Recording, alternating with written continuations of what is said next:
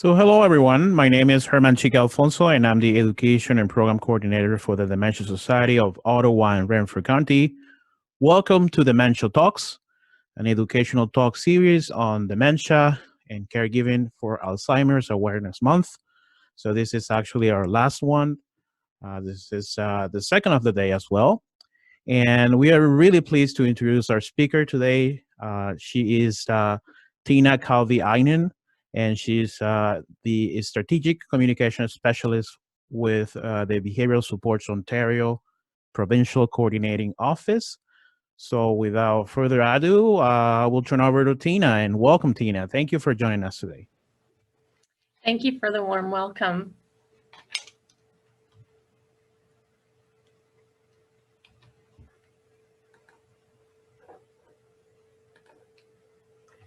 Okay, so we'll just start with some acknowledgements that the Person-Centered Language Initiative has been co-developed by Behavioral Supports Ontario and the Ontario Centres for Learning, Research and Innovation at the Research and Institute of Innovation in Long-Term Care with the support from an expert panel.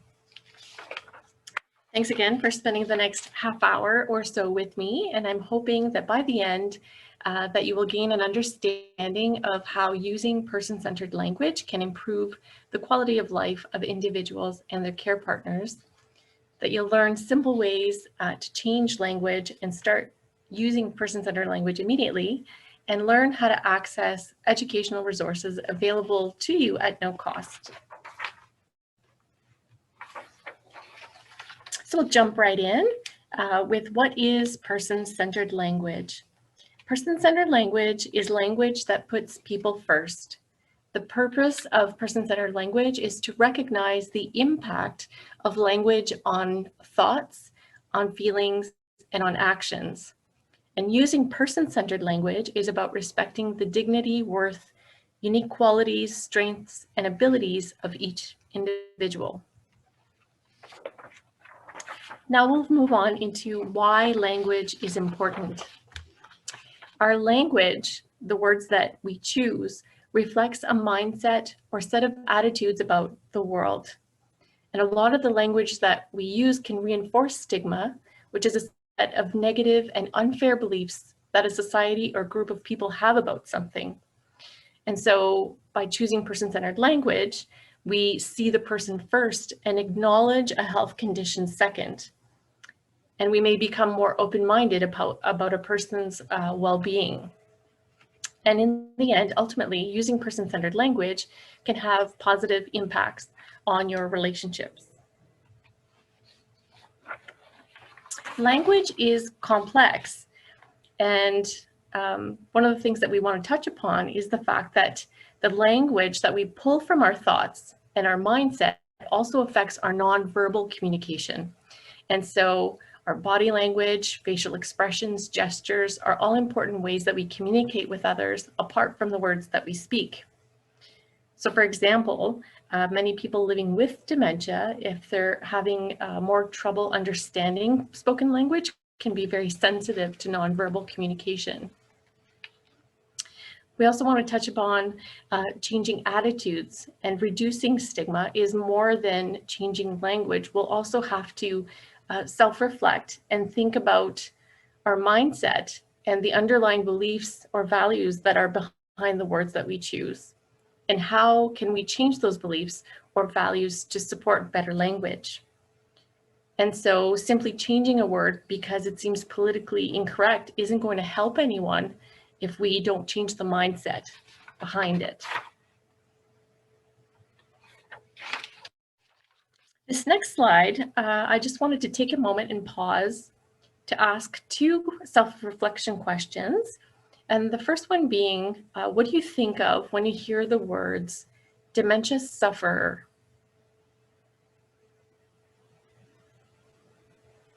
What emotions or imagery does it bring up for you? And is it empowering? Dementia sufferer.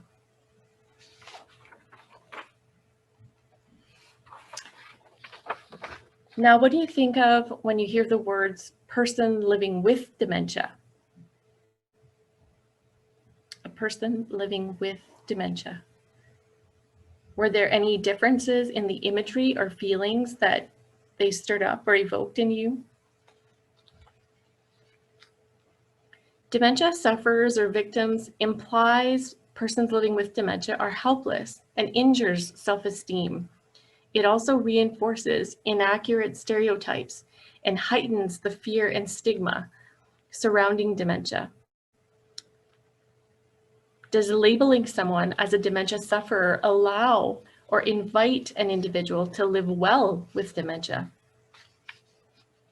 This is just one quick example of language to highlight that we need to be more aware of the implications of the words that we're using. So it's important to remember that what we say and how we say it matters. And so I used terms that are actually highlighted in the Alzheimer's Society of Canada's person-centered language guidelines, which were released in 2017. And at the end of this document, they share examples that are broken down into 3 columns, as you can see on the screen. They list language to be avoided in the first column. They explain why you should avoid it. And third, they suggest person-centered language. You may find the link to this resource and others as referenced in our toolkit report that was released in October of 2018, which will be shared in a later slide.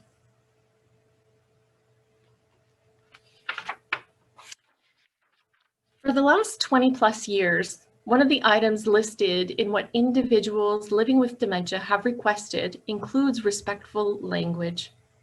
This quote is from Kate Swaffer, a person living with dementia who co-organizes and leads the world's largest dementia advocacy group by, for, and with people living with dementia. And she aptly notes, "The language of dementia is changing or evolving into one that is more acceptable to people with dementia.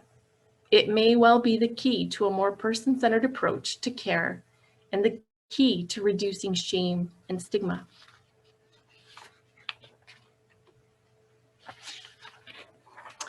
Continuing on as to why,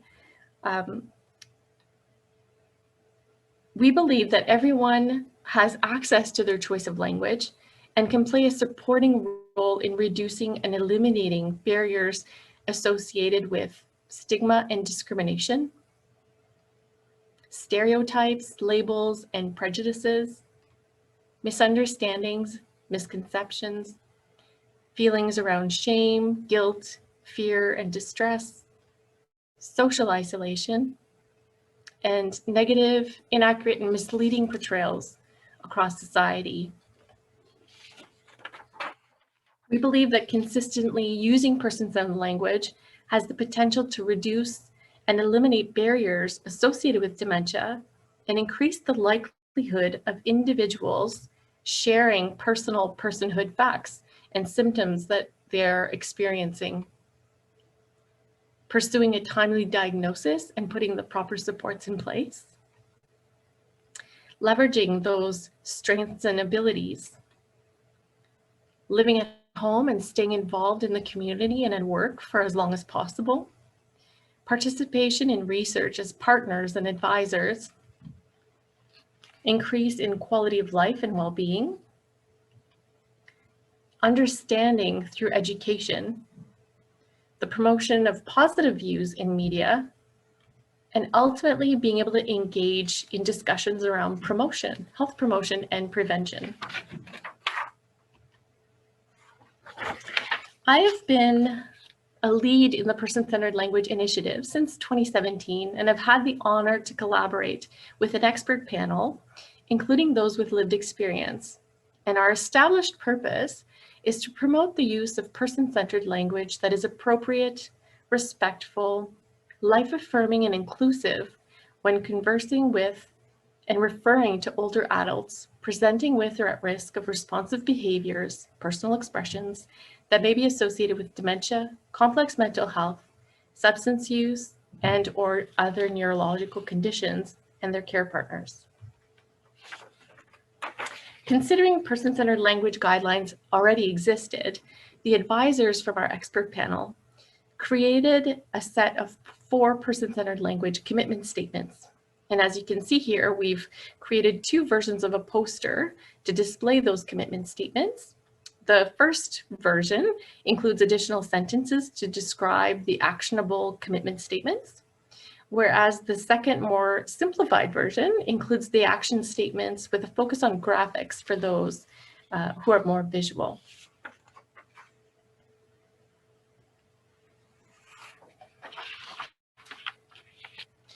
We've also included several self-reflection questions for you to consider on your own or as part of your team or organization in our person-centered language toolkit for each of these commitment statements. And considering that language is always changing and is best when it is tailored, we do encourage you to come up with your own reflection questions as well. And so I will go through the 4 person-centered language commitment statements now. The first one being to see the person first. I will focus on the person's holistic well-being by respecting the role of culture and other influences such as personal experiences and the environment. Commitment statement number 2 is to build trusting relationships. I will be open and compassionate about each person's unique experiences and establish a trusting relationship by honoring what matters to them and their care partners. Commitment statement number 3 is to consider all forms of communication. I will develop a strong understanding of the person's health condition and consider both verbal and nonverbal means of communication. Example, responsive behaviors, personal expressions, body language, to be forms of meaningful communication.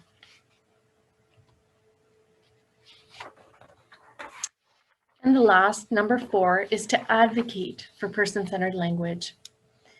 I will continuously reflect on and advocate for person-centered language and its potential impacts.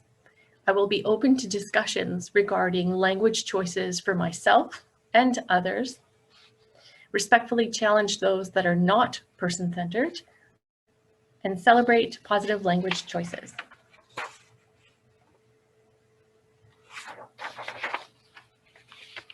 The knowledge transfer tools that were created to support the Person-Centered Language Initiative include the Toolkit Report, which was released in 2018 and may be found on both the Behavioral Supports Ontario and Ontario CLRI websites. And we'll be sure to circulate that to you after the presentation.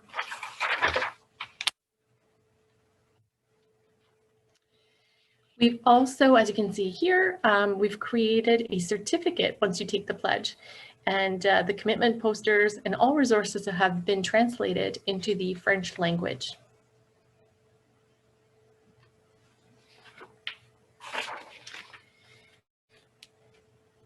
When you complete the online pledge, a pledge certificate will be generated for you to keep on file or proudly display.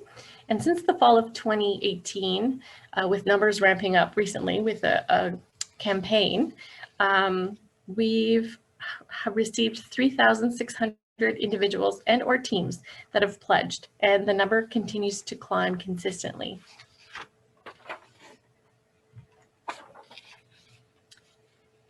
In collaboration with McMaster University's Division of E-Learning Innovation, we've developed and launched person-centered language e-courses that were officially launched in November of 2020. Nearly 1,000 individuals have completed the courses up to December 30th, and we look forward to our next quarterly reporting to see how many more have participated. We've had a range of different learners, which include nursing and gerontology students. The initial feedback has been very positive, where learners have stated that they would recommend the course to others at 95%, and 96% say that they feel that they can use what they've learned to have a positive impact. And so we do encourage individuals to look into the e-course. It is free. It requires self-enrollment. It is open to the public.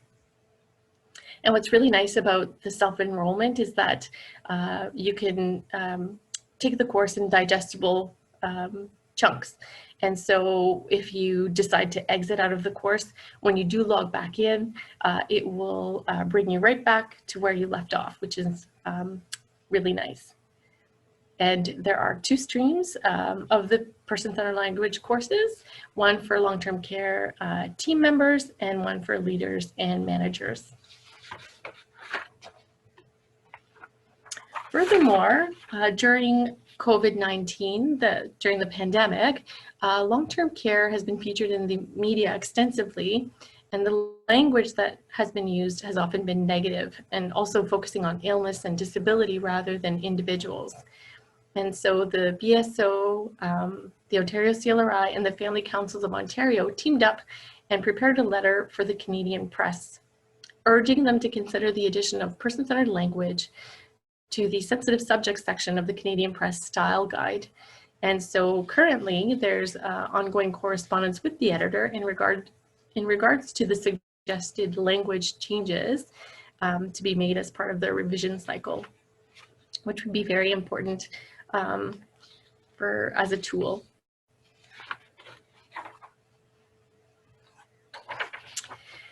And so I'd just like to take another moment to reflect and see if you could commit to one thing, if you're going to take away anything from today's presentation, if you would consider taking the pledge.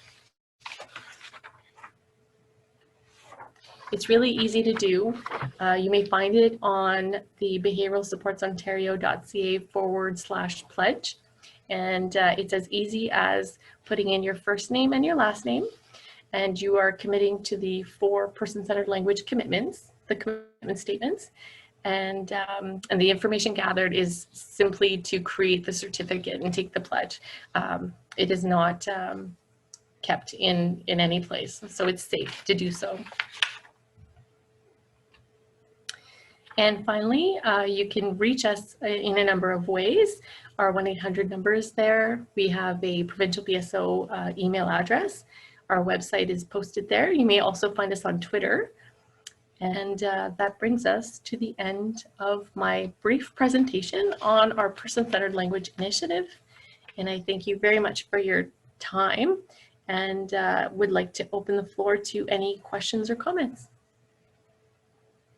All right, thank you, Tina, for this wonderful presentation.